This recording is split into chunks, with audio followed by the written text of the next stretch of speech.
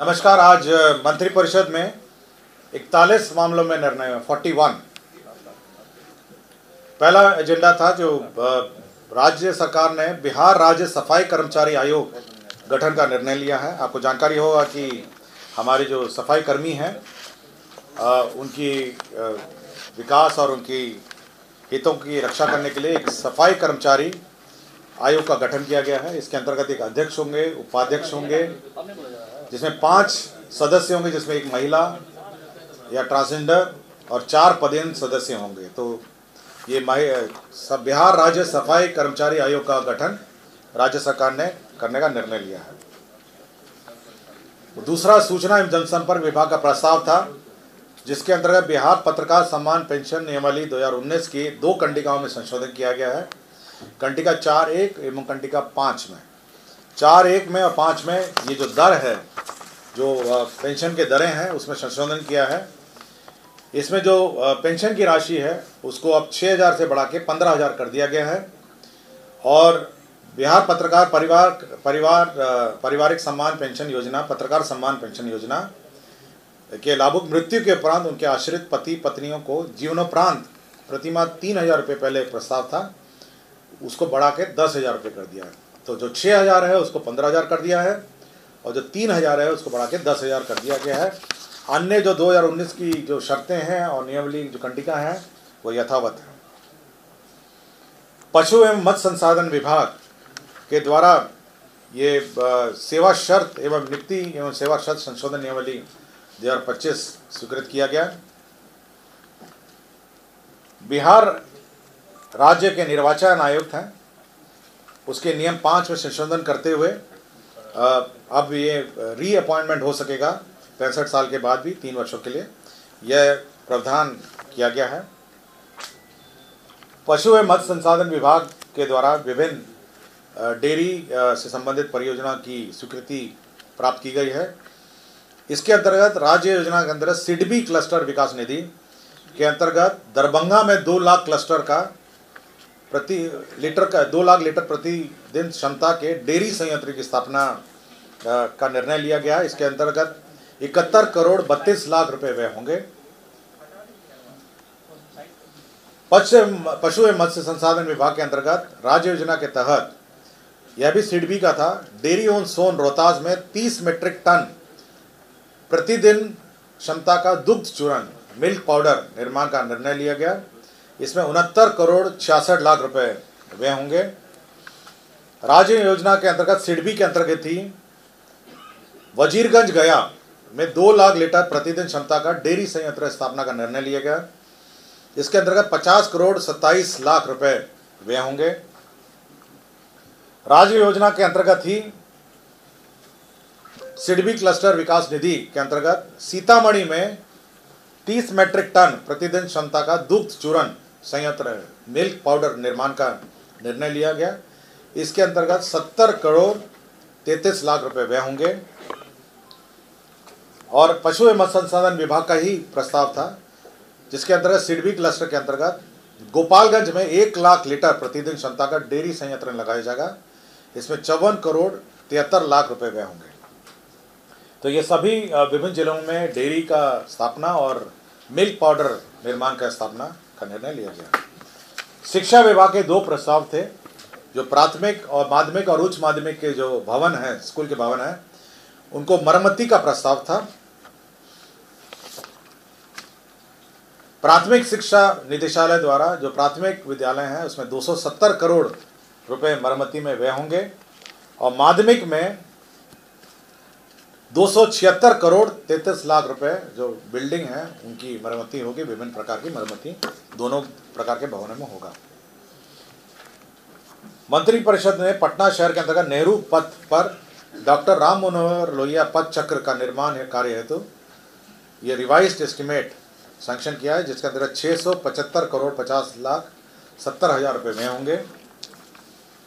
केंद्र सड़क निधि के अंतर्गत सारण जिला अंतर्गत छपरा शहर के गांधी चौक से नगरपालिका चौक के लिए फ्लाईओवर का निर्माण जो किया जा रहा है, उसका भी पुनरीक्षित प्रशासनिक स्वीकृति राज्य सरकार ने दी है। अब ये 696 करोड़ 26,71,000 रुपये होगा। पटना में एम्स NH-98 से दीघा रेल सड़क पुल से के पटना छोर तक 2 लेन सड़क एवं 4 लेन एलिवेटेड लेन के साथ साथ NHAI के लेफ्ट ओवर कार्य से दीघा रेल सड़क पुल के पटना छोर तक पहुंच पथ एवं दीघा रेल सड़क पुल के अशोक राजपथ के अतिरिक्त कनेक्टिविटी कार्य किया जाएगा। इसके अंतर्गत 1368 करोड़ 46 लाख रुपए व्यय होंगे। लोक स्वास्थ्य अभियंत्रण विभाग एक प्रस्ताव था जिसमें माननीय मुख्यमंत्री द्वारा प्रगति यात्रा में की गई घोषणाओं से संबंधित कैमूर जिला अंतर्गत भूजल की अनुपलब्धता से प्रभावित अधौरा प्रखंड के 7 पंचायतों के 41 वार्ड में पेयजल आपूर्ति करने हेतु सोन नदी के तट पर नलकूप के माध्यम से भूजल का उपयोग कर 7.85 MLD क्षमता का बहुग्रामीण जल आपूर्ति योजना निर्माण का निर्णय लिया गया। इसके अंतर्गत 2 अरब 93 करोड़ 94 लाख रुपए व्यय होंगे। सक्षम आंगनवाड़ी एवं पोषण योजना 2 के अंतर्गत आंगनवाड़ी केंद्र पर इक्विपमेंट एवं फर्नीचर मदों में अनेक अंतर्गत बर्तन सेट खरीद के माध्यम से किया जाएगा। इसके अंदर 115 करोड़ 90 हजार रुपये व्यय होंगे। सहकारिता विभाग द्वारा वित्तीय वर्ष 2025-26 में 2,49,100 मीट्रिक टन भंडार क्षमता सृजन करने के लिए 200 मीट्रिक टन, 500 मीट्रिक टन और 1000 मीट्रिक टन प्रति इकाई क्षमता के गोदाम निर्माण के लिए समितियों को 50% अनुदान तथा 50% चक्रीय पूंजी देने का निर्णय लिया गया। इसके अंतर्गत 1 अरब 80 करोड़ 19,70,000 रुपये 688 रुपये व्यय होंगे। सुपौल जिला अंतर्गत भूजल स्तर में गिरावट एवं लौ प्रभावित छातापुर प्रखंड अंतर्गत 23 पंचायतों के 63 गांवों के 318 वार्डों में जल आपूर्ति योजना की विद्यमान व्यवस्था का सुदृढ़ीकरण हेतु सुरसर नदी के सतही जल का उपयोग किया जाएगा। इसके अंदर 27 MLD एवं 4 MLD क्षमता के बहुग्रामीण जल आपूर्ति योजना का निर्माण किया जाएगा। 5 वर्षों के रखरखाव के साथ ये 3 अरब 20 करोड़ 10 लाख 1 हजार रुपये इसमें व्यय होंगे। पर्यटन विभाग का एक प्रस्ताव था जिसके अंतर्गत जो जानकारी होगा कि सीतामढ़ी में जिला अंतर्गत पुनर्धाम मंदिर को पर्यटन विकास एवं आधारभूत संरचना का निर्माण किया जा रहा है। इसी में जो भू अर्जन की राशि है उसको रिवाइज करते हुए अब 165 करोड़ 57,16,104 रुपये अभी व्यय होंगे।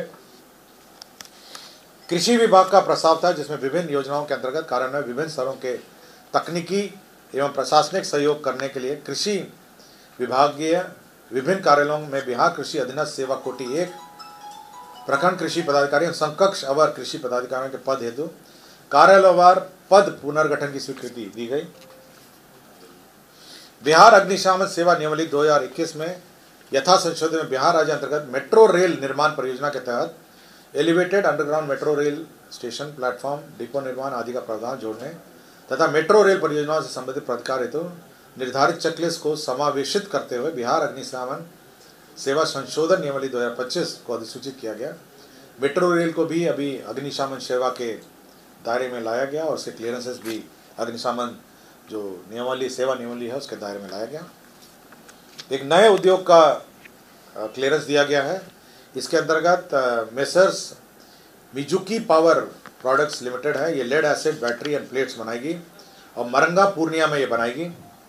इसमें कुल जो लागत आएगी वह निवेश है 36 करोड़ 1 लाख रुपए मात्र इसमें व्यय किए जाएंगे। गन्ना उद्योग विभाग बिहार ईक सेवा भर्ती एवं सेवा शर्त संशोधन नियमावली 2025 स्वीकृत किया गया। ग्रामीण कार्य विभाग प्रयोगशाला संवर्ग भर्ती एवं सेवा शर्त नियमावली 2025 स्वीकृत किया गया।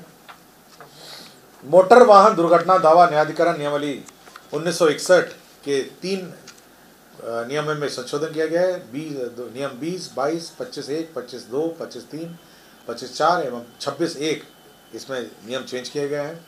इसमें नए एक्ट के बाद जो पुराने जो नियम थे उसमें संशोधन की आवश्यकता पड़ी, जो किया गया। बिहार अमीन संवर्ग नियमावली 2025 की स्वीकृति दी गई। इसमें अमीन की भर्ती कैसे होगी, अमीन के किस पद पर प्रमोशन होंगे, यह सब इसमें स्वीकृत किया गया। मद्य निषेध उत्पाद एवं निबंधन विभाग के अंतर्गत रानीगंज प्रखंड अररिया में स्थायी रूप से नया आवर निबंधन कार्यालय खोले जाने का निर्णय लिया गया और इसमें पद भी सृजित किए गए।